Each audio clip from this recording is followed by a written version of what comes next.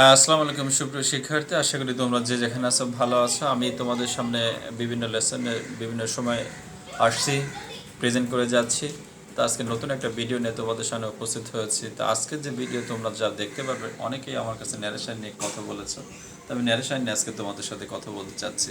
তো অনেকে আমার হাতের লেখা নিয়ে প্রশ্ন করে, আসলে আমার হাতের লেখা ভালো না। তা আমি আসলে এখানে আমি আর কিছু করতে পারছি না বলে দুঃখিত। তো চলো আমার ন্যারেশনে যাই। ন্যারেশনটা কি তোমরা জানো? ন্যারেশন ক্লাস 8 থেকে শুরু করে ইন্টারমিডিয়েট পর্যন্ত সব জায়গায় ন্যারেশন কম বেশি আছে, তোমরা জানো। তা আমি কথা বাড়াবো না। ন্যারেশনটা কি দেখো, ন্যারেশনটা আমরা জানি যে ন্যারেশন একটা হচ্ছে উক্তি। ন্যারেশন মানে কি? উক্তি। এই ন্যারেশন অর্থ হলো উক্তি। তো ন্যারেশন দুটোকে ভাগ করা যায়, তোমরা জানো, ডিরেক্ট এবং ইনডিরেক্ট। তো ডিরেক্ট ন্যারেশনটাকে আমরা দুটোকে ভাগ করতে পারি, একটা রিপোর্টেড ভার, একটা রিপোর্টিং স্পিচ। এখন রিপোর্টেড ভার কোনটা, রিপোর্টিং স্পিচ কোনটা? দেখো, ইনভার্ট কমার ভিতরে যে অংশটুকু আছে এইটাই হচ্ছে রিপোর্টিং স্পিচ, আর ইনভার্ট কমার বাইরে যেটা সেটা হচ্ছে রিপোর্টেড ভার। এখন ন্যারেশন করতে গেলে তুমি প্যাসেজ ন্যারেশন হোক আর ডিটাচ ন্যারেশন যেটাই হোক, তোমাকে করতে হলে পাঁচটা জিনিস মাথায় রাখতে হবে। তুমি যদি এই পাঁচটা জিনিস মুখস্থ করতে পারো, তাহলে ন্যারেশন তোমার জন্য অর্ধেক সহজ হয়ে যাবে, এটা আমি বিশ্বাস করি। প্রথম কাজটা হচ্ছে বাক্য চিনতে হবে। দ্বিতীয় কাজটা রিপোর্টের ভারের পরিবর্তন, পার্সন পরিবর্তন, টেন্সের পরিবর্তন, নিকটবর্তী শব্দ থেকে দূরবর্তী শব্দ।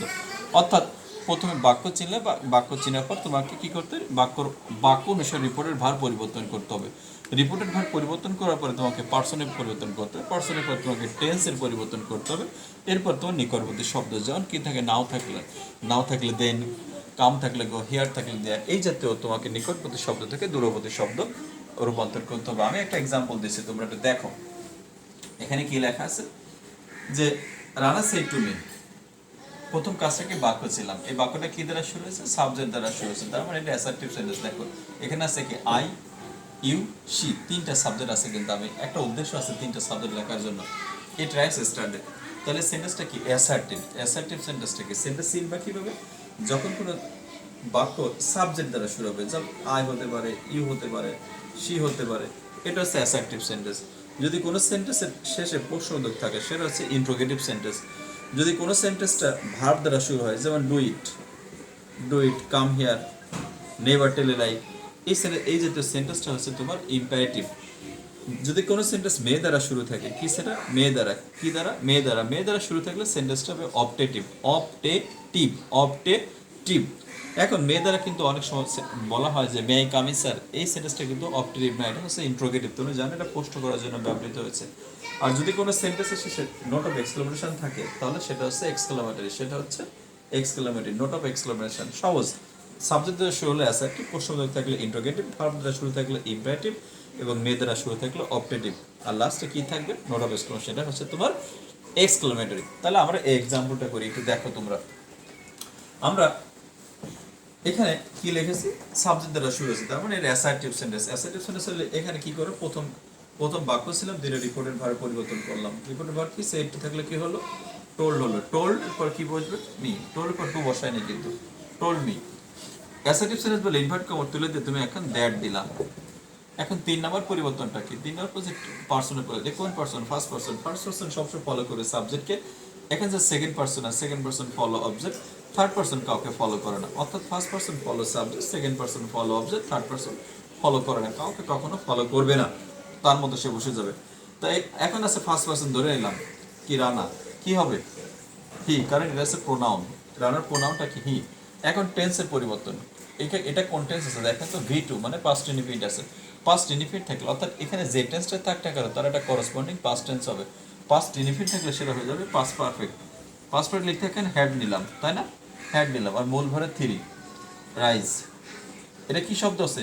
এস্টারডে। নিকটবর্তী শব্দ, দূরবর্তী শব্দ কি? The previous day, the previous day. শিক্ষার্থী, আমি তোমাদের যে পাঁচটা সেন্টেন্সে রিপোর্টের ভাবে যে পরিবর্তনটা হবে সেটা আমি লিখে দিয়েছি। অ্যাসার্টিভ সেন্টেন্সে সে টু থাকলে কি লাগবে? টোল্ড লাগবে। আর ইনভার্ট করতে উঠে দ্যাট।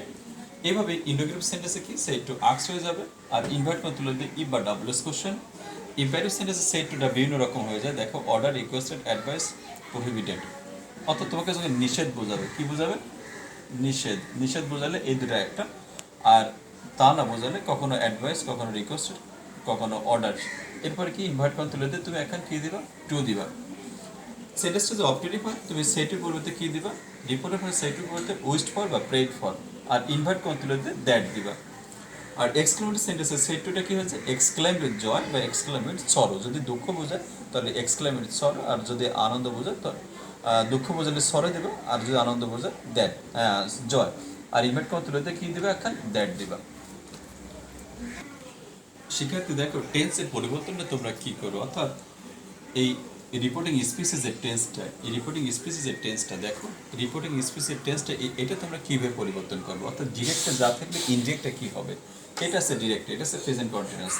তার মানে কি দেখো, যদি প্রেজেন্ট ইনডিফিনিট থাকে ইনডিরেক্টে past indefinite, present continuous past continuous, present perfect past perfect, present perfect continuous past perfect continuous.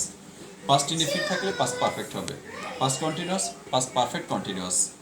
আর পাস্ট পারফেক্ট এবং পাস্ট পারফেক্ট কন্টিনিউয়াস এই দুটো টেন্স থাকলে নো সেন্স। তার মানে আমরা কি দেখলাম, অর্থাৎ এই রিপোর্টিং স্পিচের ভিতরে যে টেস্ট থাক না কেন তার একটা করসপন্ডিং পাস্ট টেন্স তোমাকে লিখতে হচ্ছে। এইটা তুমি ভালো করে মুখস্থ রাখতে হবে যে টেন্সই থাক না কেন। শিক্ষার্থী আমি আগে কিন্তু টেন্সের পরিবর্তে তোমাকে তো দেখিয়েছিলাম, আমি আরেকটু একটা মানে পলিশড ওয়েতে তোমাদেরকে একেবারে সহজ ওয়েতে এই চারটা তোমরা একটু মুখস্থ যদি রাখো তাহলে টেন্সের পরিবর্তন তোমাদের জন্য একেবারে সহজ হবে। দেখো যদি ডিরেক্টে তোমরা ডু সি দেখো, ভার্বের V1 দেখো, do present tense, do see play. তার মানে এই ডু সি প্লে যে প্রেজেন্ট ডিরেক্টে থাকে, ইনডিরেক্টে ডিড স প্লেড দেখো, এটা V1, এটা হয়ে গেছে V2, অর্থাৎ present indefinite past indefinite. Did saw play যদি ডিরেক্টে থাকে এটা স্যার কি আছে দেখো, এটা আছে পাস্ট ইনডিফিনিট, এটা হয়ে গেছে কি past perfect. Had done, had seen, had played. যদি হ্যাড ডান থাকে বা হ্যাড সিন থাকে, হ্যাড প্লেড থাকে, আমি কিন্তু একটা এক্সাম্পল দিয়েছি আর কি, জাস্ট মানে বোঝার জন্য। Had done, had seen, had played থাকলে কি হবে, পাস্ট পারফেক্ট আছে, নো সেন্স করতে হবে। যদি যদি ডিরেক্টে থাকে এম ইজ আর, তোমাকে ইনডিরেক্টে কি হচ্ছে ওয়াজ বা ওয়ার। যদি ডিরেক্টে এম ইজ আর এর পরে কোনো ভার্বের সাথে আইএনজি থাকে তাহলে তোমাকে ওয়াজ ওয়ারের পরে সেই ভার্বের সাথে আইএনজি করতে হচ্ছে। যদি ডিরেক্টে তোমাকে ওয়াজ বা ওয়ার শো থাকে, শুধু ওয়াজ বা ওয়ার থাকে, তার মানে ওয়াজ বা ওয়ার থাকলে তোমাকে কি করতে হচ্ছে, হ্যাড বিন করতে হচ্ছে। তার মানে কি এটা সরাসরি পাস্ট ইনডিফিনিট ওয়াজ বা ওয়ার, এরপরে কিন্তু আইএনজি নাই। দেখো যদি ডিরেক্টে হ্যাভ বা হ্যাজ থাকে তোমাকে কিন্তু ইনডিরেক্টে হ্যাড নিতে হচ্ছে, হ্যাভ আর হ্যাজ যাই থাক হ্যাড নিতে হচ্ছে। এই হ্যাভ এবং হ্যাজের পরে কিন্তু V3 থাকবে, এই জন্য এখানে তোমাকে V3। যদি হ্যাভ বিন বা হ্যাজ বিন থাকে তোমাকে কি করতে হচ্ছে, হ্যাড বিন। এই হ্যাভ বিন বা হ্যাজ বিনের পরে কিন্তু ভার্বের সাথে আইএনজি আছে, তার মানে তোমাকে এখানে ভার্বের সাথে আইএনজি নিতে হবে। এই চারটা একটু ধৈর্য ধরে মুখস্থ করলে তোমার টেন্সের আর কোনো গোলমাল থাকবে না। শিক্ষার্থী আমরা সর্বশেষে দেখে এসেছি, দেখো নিকটবর্তী শব্দ থেকে দূরবর্তী শব্দ তোমরা জানো এগুলো অনেক বইতে আছে, তারপরে লিখে দিলাম। দিস থাকলে দ্যাট, দিস থাকলে দোস, নাও থাকলে দেন, কাম এগো থাকলে বিফোর, কাম থাকলে go, tonight that night, tomorrow থাকলে দ্য নেক্সট ডে, এস্টারডে থাকলে the previous day, last night থাকলে দ্য প্রিভিয়াস নাইট বা লাস্ট ইয়ার থাকলে দ্য প্রিভিয়াস ইয়ার, হেন্স থাকলে দেন্স।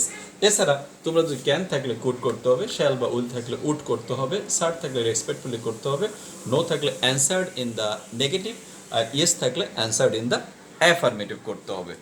এই চারটা একটু ভালো করে দেখে নাও। শিক্ষার্থী দেখো আমরা একটা এক্সাম্পলে চলে আসছে, অ্যাসার্টিভ কিংবা অ্যাসার্টিভ সেন্টেন্স। আমি বলে অ্যাসার্টিভ সেন্টেন্স থাকলে কি দেবো, টোল দেবো, বাট কোন তুলে দিয়ে কী দেবো, দ্যাট দেবো। তো অ্যাসার্টিভ সেন্টেন্স বুঝবো কি যে সেন্টেন্সটা সাবজেক্ট দ্বারা শুরু হয়েছে, তার মানে সেন্টেন্সটা সাবজেক্ট দ্বারা শুরু হয়েছে। দেখো সে আছে, তারপর তোমার কি নিতে বলা হয়েছে, সেটু থাকলে কি করবো, টোল করতে হবে। সেটু থাকলে টোল করতে হবে। তো অনেক সময় সেটি পরে ই থাকে না, অর্থাৎ এই টু থাকে না। যদি সেইটের পর টু না থাকে তাহলে তুমি সেইটা সরাসরি বসায় দিতে পারবা। তাহলে সেট টু হিম, ইনভার্ট করতে লিখতে কি দিতে বলছে, দ্যাট দিতে বলছে, নিলাম দ্যাট। এখন 3 নম্বর পরিবর্তন কি, পার্সনের পরিবর্তন। পার্সনটা কোন person, first person follow subject, second person follow object, third person কাকে ফলো করে না।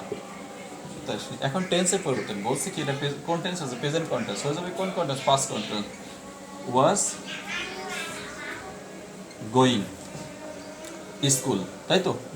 নাও থাকলে কি দিব, নাও নি করবে দেন। আচ্ছা আরেকটা এক্সাম্পল দেখো, I took A plan last year, এটা অ্যাসার্টিভ সেন্টেন্স, এটা কি দিবা, টোল দিবা। তারপরে কি, হি টোল্ড আস, ইনভার্ট কোন দিলে কি দিলা, দ্যাট দিলা। এটা কোন পার্সন, ফার্স্ট পার্সন কাকে ফলো করবে, সাবজেক্ট আছে কি, হি, নাও হি। এটা কি 3 নম্বর কি 4 নম্বর পর্যন্ত টেন্সের, এটা কি আছে, টুক আছে, পাস্ট টেন্স হয়ে যাবে কি, পাস্ট পারফেক্ট। হেড লাগবে না, হেড লাগবে। মূল ভার কি, টেক, পাস্ট পারসন ফর্ম কি, টেকেন, টেকেন এ প্ল্যান, এটা কি আছে লাস্ট ইয়ার, তার মানে কি নিকটবর্তী শব্দ হয়ে যাবে কি লাস্ট ইয়ার থাকলে দ্য প্রিভিয়াস ইয়ার। আমি চলে এসেছি ইন্ট্রোগেটিভ সেন্টেন্সে। তোমাদের ইন্ট্রোগেটিভ সেন্টেন্স থাকলে কি হবে, সেইটু কি হবে আক্সড হয়ে যাবে। ইন্ট্রোগেটিভ সেন্টেন্সে সেইটু আক্সড হয়ে যাবে। আর ইনভার্ট কমা তাহলে ইফ অথবা ডাব্লিউএস কোশ্চেন। ফিট বা ডাব্লিউএস কোশ্চেন কখন ধরে দেখো তো সেন্টেন্সে কি আছে ইন্ট্রোগেটিভ, তাহলে কি লিখবে প্রথমে খুঁজে পেলাম সেন্টেন্সটা হচ্ছে ইন্ট্রোগেটিভ, প্রথম কাজ। দ্বিতীয় কাজ কি রিপোর্ট ভার পরিবর্তন করলাম, কি হবে সেইটু থাকলে কি হলো আক্সড হলো, আক্সড উপর টু বসানো যাবে না। এখন কি করবো আমি ইফ দেবো না ডাব্লিউএস কোশ্চেন দেবো। যদি সেন্টেন্সটা ডাব্লিউএস কোশ্চেন থাকে, দেখো ডাব্লিউ এবং এইচ আছে, এগুলো ডাব্লিউএস কোশ্চেন, তাহলে তুমি ডাব্লিউএস কোশ্চেন।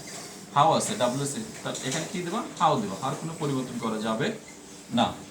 এখন কি 3 নম্বর পদে পার্সন, পার্সন কি ইউ আছে, এটা কোন পার্সন সেকেন্ড পার্সন, কাকে ফলো করবে অবজেক্ট, অবজেক্ট কি আছে হার, এখানে কি হবে শি হবে।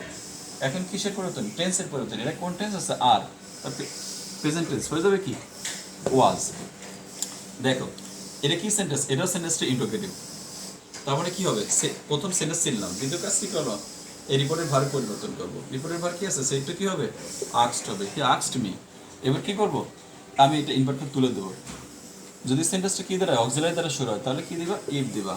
এন্ড তৃতীয় কাজ কি পার্সন, পার্সন কি এটা কোন পার্সন সেকেন্ড পার্সন, কাকে ফলো করবে অবজেক্ট, অবজেক্ট আছে কি মি, এখানে কি হলো আই হলো, কারণ এটা সাবজেক্ট ফর্ম। এখন কিসের পরিবর্তন টেন্সের পরিবর্তন, এটা কোন টেন্স আছে প্রেজেন্ট টেন্স, কিন্তু মূল ভার কোনটা নো, পাস্ট টেন্স কি নিউ, দিস থাকলে কি দিবা দ্যাট। আমি এখানে চলে এসেছি অবজেক্টিভ সেন্টেন্স। দেখো দুইটা সেন্টেন্স আমি বাকি রাখলাম, সেটা হচ্ছে কি আমাদের সেটা হচ্ছে ইম্পারেটিভ আর হচ্ছে আমাদের এক্সক্লেমেটরি। আমি অবজেক্টিভ দেখাচ্ছি। অবজেক্টিভ সেন্টেন্সে সেইটু থেকে কি দেবো উইশ করবো প্রেড ফর, তাহলে কি সেন্টেন্সটা কি আছে প্রথম কাজটা কি মেয়ে দ্বারা শুরু হচ্ছে, তার মানে এটা অবজেক্টিভ সেন্টেন্স। এটা কি হবে মাদার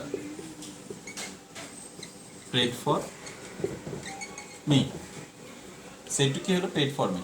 ইনভার্ট করে তুলে দিয়ে কি দেবো এখন দ্যাট। এখন 3 নম্বর কাজ কি সাবজেক্ট, এটা কি পার্সন সেকেন্ড পার্সন, কাকে ফলো করে অবজেক্ট, অবজেক্ট কি মি কে আছে, তাহলে এখানে হয়ে গেলো কি আই, এটা কি আছে মেয়ে আছে। এখন টেন্সের পরিবর্তন, টেন্সটা কি মেয়ে আছে, মেয়ে থাকলে কি করবা প্রেজেন্ট টেন্স হয়ে যাবে মাইট, মাইট মেয়ে মাইট এর মডেল যেতে পারে, ভালো করে পরিবর্তন করা লাগবে না। তার মানে কি mother prayed for me that I might be gate.